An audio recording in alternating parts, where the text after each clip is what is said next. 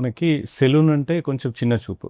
Yes దాన్ని మీరు corporate లెవెల్‌లో చేసేసి ఎస్ జస్ట్ ఈ 2 బ్రాంచెస్‌తో ఇంత బిజినెస్ చేయొచ్చా అనే లెవెల్‌కి తీసుకొని వెళ్ళిపోయారు. అవును.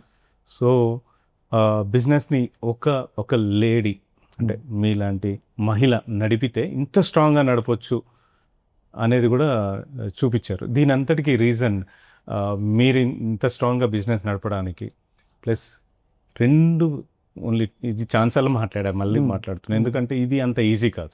అందర్ స్టోరీస్ అక్కడే మైక్రోసాఫ్ట్ నుంచి అంతా గెరేజ్లో Yes. సర్వెంట్ క్వార్టర్స్లో స్టార్ట్ అయిన స్టోరీస్. అంత ఈజీ కాదు. 2 బ్రాంచెస్‌తో మీరు ఇంతకుముందు కూడా అడిగా 20 సెలూన్స్ సేల్ చేస్తున్నారు. ప్లస్ కార్పొరేట్ లెవెల్‌లో చేస్తున్నారు. సెలూన్ అంటే చిన్నది గల్లీ బిజినెస్ కాదు, పెద్ద బిజినెస్ అని చూపిస్తున్నారు.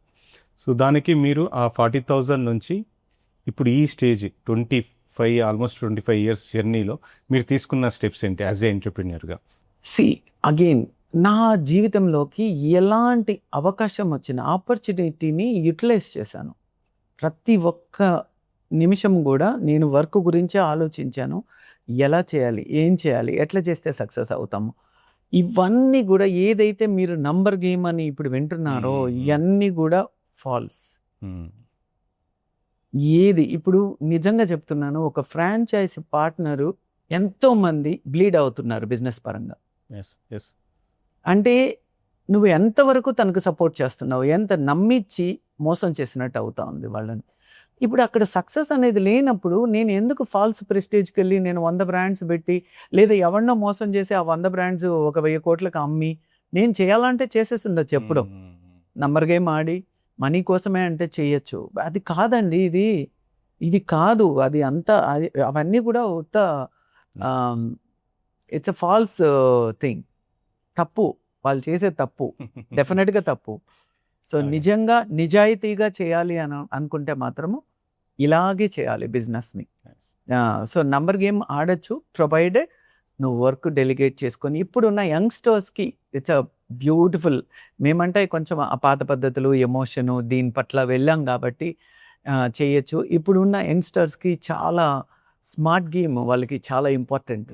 వాళ్ళు చేయగలరు, వాళ్ళ ఎక్స్పోజర్ కూడా చాలా బ్యూటిఫుల్ ఎక్స్పోజర్ వాళ్ళు. అండ్ డబ్బు, విపరీతంగా డబ్బు అవసరం ఉంది మన ఇప్పుడు లైఫ్కి, లైఫ్ స్టైల్కి. So I think nowadays youngsters can do that. But నేను ఒక సిద్ధాంతాన్ని నమ్ముకొని, ఒక పద్ధతిని నమ్ముకొని వచ్చాను. నా క్లయింట్స్ అంటే చాలా ఎమోషనల్గా ఫీల్ అవుతాను. అండ్ క్వాలిటీ సర్వీస్ మీద బేస్ చేసి బిజినెస్ని ముందుకు తీసుకెళ్తున్నాను. సో నేను 6 సలూన్స్ని 60 సలూన్స్ డెఫినెట్గా ఈ స్కేల్లో చేయడానికి కష్టం. అందుకే నేను హెయిర్ క్రష్ని ముందుకు తీసుకెళ్తాను. So mirrors is mirrors, Taj Mahal ఒకటే అన్నట్టు మిర్రర్స్ 6 మ్యాక్సిమం 10 ఉంటాయి. అది నా బ్యూటిఫుల్ క్లయింట్స్ కోసం నేను డెడికేట్ చేసిన బ్రాండ్. సో చాలామంది అడుగుతూ ఉంటారు, నేను ఇదే చెప్తాను, ఇట్ ఈజ్ మా క్లయింట్స్ ఓన్ చేసుకున్న బ్రాండ్ అది. సో దాంతో నేను గేమ్స్ ఆడాను, డెఫినెట్గా గేమ్స్ ఆడాను.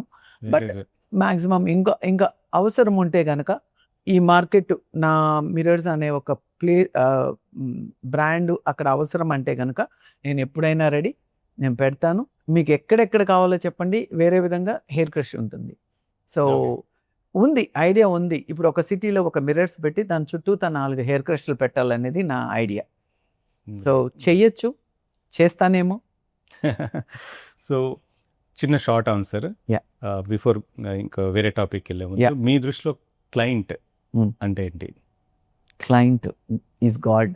క్లయింట్ అంటే ప్రాణం, క్లయింట్ అంటే ప్రేమ. సో వాట్ నాట్, నా క్లయింట్ అంటే నాకు చాలా ఇష్టం. నాకు ఇంత సక్సెస్ ఇచ్చిన నా ప్రతి ఒక్క క్లయింట్కి కూడా చాలా రుణపడి ఉంటాను నేను. They are my life. ఇది ఎవరన్నా చెప్తే ఎగ్జాజరేషన్ అనుకుంటారు.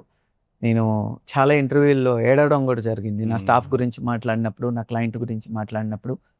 అండ్ ఇంత నమ్మకం పెట్టుకొని ప్రతిసారి ప్రతి బ్రాంచ్ పెట్టినప్పుడు మిర్రర్స్కి ఇంత సపోర్ట్ చేసుకుంటూ అంత ట్రస్ట్ మా మీద పెట్టుకొని ముందుకెళ్తున్న ప్రతి ఒక్క క్లయింట్కి కూడా చాలా రుణపడదు. గ్రేట్. ఇది అర్థం చేసుకుంటే బిజినెస్ సక్సెస్ అయిపోదు.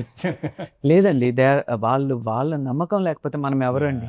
They are very important client అనేవాళ్ళు. నా కంఠంలో ప్రాణం ఉన్నన్ని రోజులు నా క్లయింట్స్కి నేను సర్వ్ చేస్తూనే ఉంటాను చాలా అద్భుతంగా.